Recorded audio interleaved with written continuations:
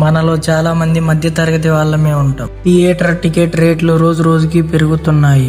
ఒక్కసారి ఫ్యామిలీతో వెళ్లాలంటే వందల రూపాయలు ఖర్చు అవుతాయి. అందుకే చాలా మంది ఏమనుకుంటాము అంటే సినిమా మొదటి రోజే ఫ్రీగా వస్తే ఎంజాయ్ చేద్దామని అనుకుంటాం. నిజం చెప్పాలంటే అది మనసులో ప్రతి ఒక్కరికి ఉండే ఆలోచనే. ఒకసారి ఊహించండి, మీరు ఫస్ట్ డే ఫస్ట్ షో థియేటర్కి వెళ్లారు.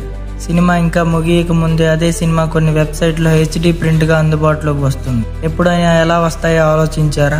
నిజం చెప్పాలంటే ఈ లీకుల వెనక చాలా షాకింగ్ సీక్రెట్స్ ఉన్నాయి. థియేటర్లో కొందరు మొబైల్ ద్వారా మినీ కెమెరాతో సినిమా రికార్డ్ చేస్తారు. దీనినే క్యామ్ ప్రింట్ అంటారు. కానీ అంతేకాదు, అసలు పెద్ద లీక్ ఏమిటంటే OTTలకు పంపే డిజిటల్ కాపీలు హ్యాక్ అవ్వటం. అందుకే కొన్నిసార్లు థియేటర్లో కూడా లభించని క్రిస్టల్ క్లియర్ కాపీలు ఈ వెబ్సైట్లో కనిపిస్తాయి. ఇప్పుడు మరో పెద్ద ప్రశ్న, ఈ వెబ్సైట్లు ఉచితంగా సినిమాలు చూపించి డబ్బు ఎలా సంపాదిస్తాయి? జవాబు చాలా సింపుల్ కానీ shocking. IBomma, movie rules, movie blast లాంటి సైట్లలో మీకు కనపడే యాడ్స్, పాపప్స్, హిడెన్ లింక్స్ ద్వారానే వారు కోట్లలో డబ్బులు సంపాదిస్తారు. మీరు ఒక క్లిక్ చేస్తే వారికి రెవెన్యూ వస్తుంది. మీరు ఫైల్ డౌన్లోడ్ చేస్తే మరింత వస్తుంది. కానీ అసలు ట్విస్ట్ ఏమిటంటే ఆ ఫైల్స్ లోనే వైరస్లు, హ్యాకింగ్ కోడ్స్ దాగి ఉంటాయి. అంటే ఉచిత సినిమా కోసం వెళ్ళి మీ ఫోన్ డేటా, పర్సనల్ ఫోటోలు, బ్యాంక్ పాస్వర్డ్లు కూడా హ్యాకర్ల చేతిలో పడిపోవచ్చు. ఇక్కడ ఒక ప్రశ్న, మీరు ఎప్పుడైనా ఇలాంటి సైట్లో సినిమా డౌన్లోడ్ చేసి సమస్యలు ఎదుర్కొన్నారా? ఉంటే కామెంట్స్ లో మీ అనుభవం షేర్ చేయండి. ఎందుకంటే చాలా మందికి ఇది రియల్ వార్నింగ్ అవుతుంది. ఇక సినిమా ఇండస్ట్రీపై దీని ప్రభావం గురించి చెబితే షాక్ అవుతారు. ప్రతి సంవత్సరం కేవలం పైరసీ వల్ల 18,000 కోట్ల రూపాయలు పైగా నష్టం జరుగుతోందంట.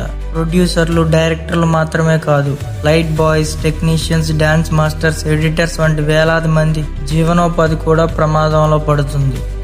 అందుకే పైరసీని చాలా మంది సినిమా ఇండస్ట్రీకి క్యాన్సర్ అంటారు. మీరు అంగీకరిస్తున్నారా? మీ అభిప్రాయం ఏమిటో కామెంట్లో చెప్పండి. లా పాయింట్కి వస్తే ఈ సైట్లలో సినిమా డౌన్లోడ్ చేయడం కేవలం తప్పే కాదు, లీగల్ క్రైమ్ కూడా.